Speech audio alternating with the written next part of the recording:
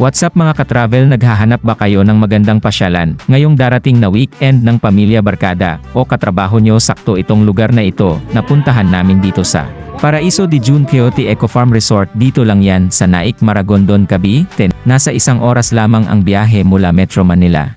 At ngayong araw nga guys ay team building ng aming company, at ito yung napili nilang lugar para pagganapan. Taon-taon ay ginaganap ang ganitong team building sa aming company. After namin mag-attendance at konting orientation ay nagkaroon kami ng team game. Yellow team ako dyan mga ka-travel. Sa larong yan guys, need daw namin madala hanggang dulo ng ka-member namin yung nasa paper plate na nasa baso na may lamang tubig nang hindi naubos yung laman. Bago makarating sa akin, basang-basa na yung mga ka-member ko. At hindi kami nanalo dyan. Dito naman sa next game, need masambot yung kalamansi hanggang palayo ng palyo yung distance bawat sambot ay may puntos. Pagkatapos ng team game, at dahil napagod at nagutom na ang lahat, ay oras na para kumain. Bago pala kami makarating sa lugar kung saan kami kakain ay tumawid muna kami dito sa hanging bridge. Medyo nakakatakot kasi may lalakadan ka pala dito na transparent glass. Kitang-kita mo yung ilalim ng ilog at ang taas nito guys. Kung may takot ka sa mataas na lugar ay malulula ka dito.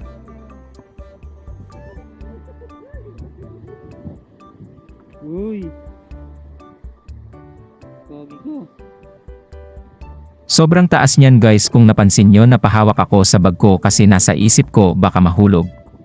Mahirap na makuha sa ilalim, oras na mahulog yung bag ko dyan. Gumagalaw-galaw.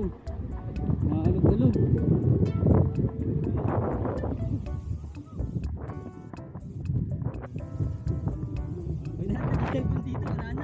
Babay na talaga.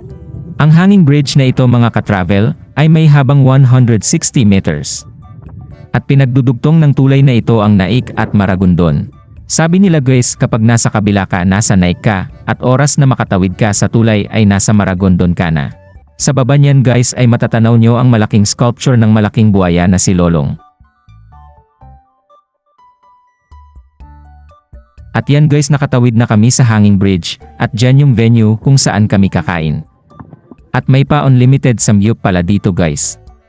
At yan guys, kumuha na kami ng aming pagkain, hanggang sa Manawa kami.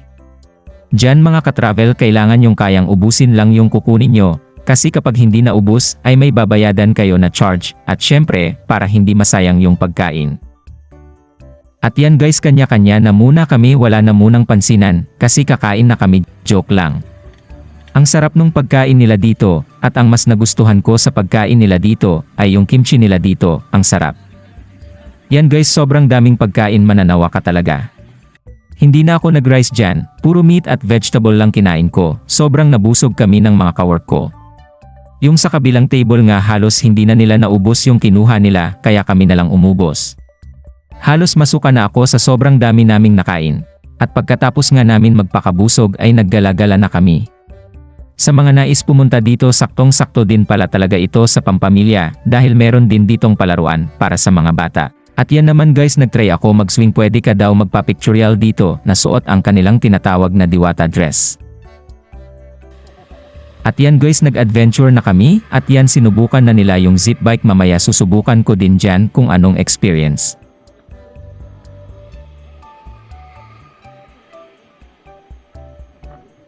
At dyan naman guys, susubukan ko na yung adventure zip bike nila na nasa 60 meters ang haba.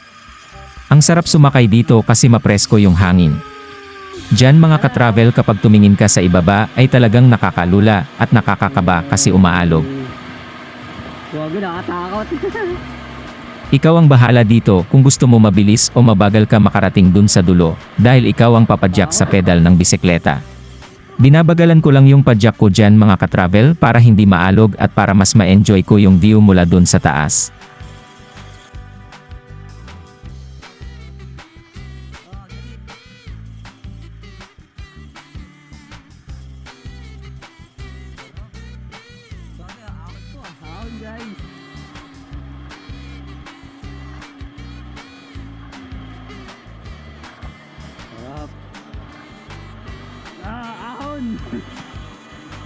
Ahon.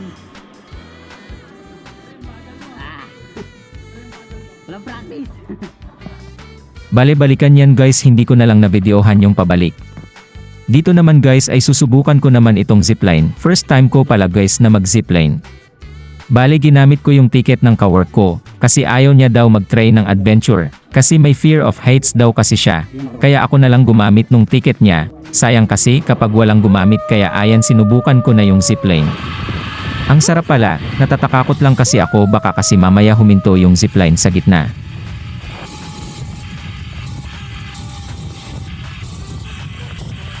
Bale pagdating mo sa dulo ramdam mo yung impact pag hinto. Harap ah. Sir, kapit lang kayo.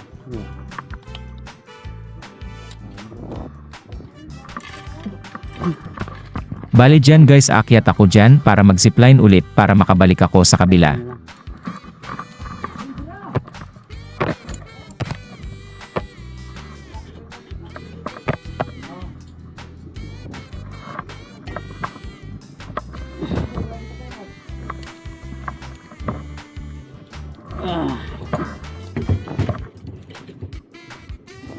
Napansin ko parang mas mataas itong pabalik guys kesa dun sa kanina, kaso hindi na ako pwedeng umatras.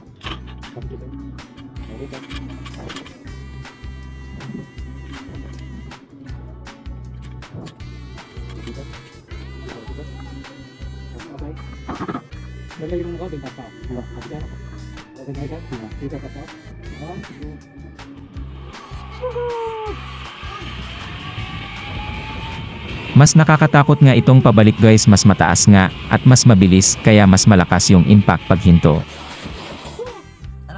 Lakas!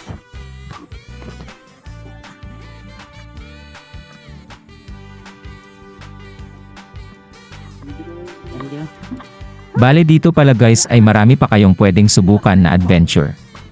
2 ticket lang kasi yung meron ako, kaya 2 adventure lang ang nasubukan ko. Bale dito guys ay meron nga din palang ATV riding, high rope, Cavite swing, cable jeep, crystal kayaking, biking. Sa susunod siguro kapag makabalik ako, ay susubukan ko yung ibang adventure dito. Ako may light yan.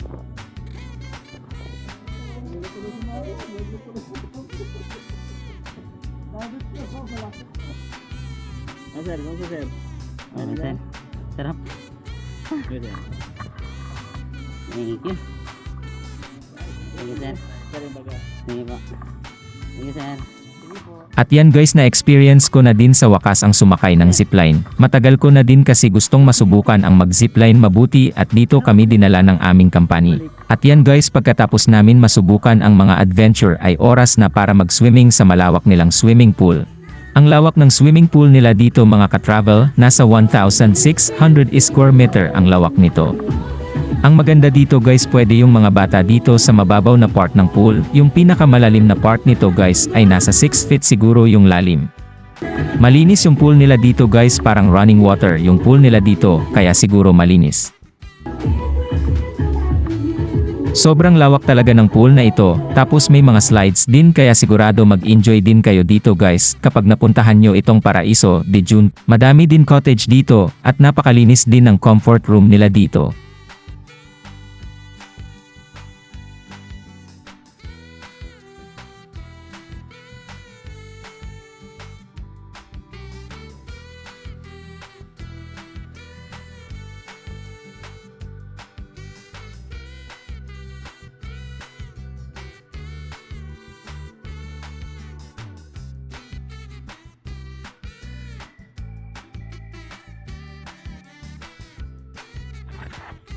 At syempre guys hindi pwedeng hindi tayo mag-swimming sa malawak nilang pool. Syempre, kailangang explore din natin ang malawak at malinis nilang pool. Kaya ayan nag-swimming na kami ng mga kawork ko.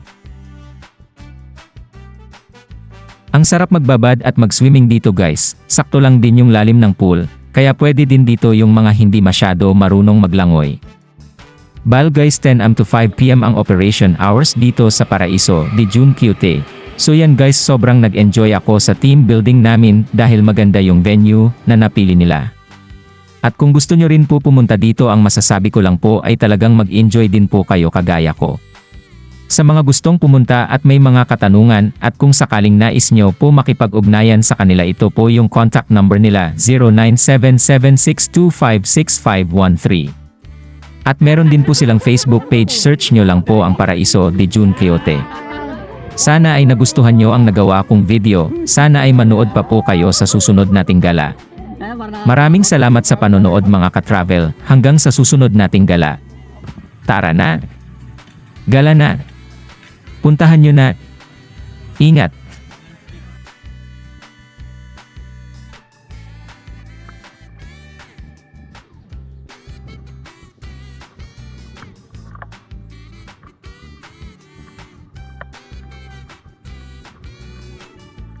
Ganda oh.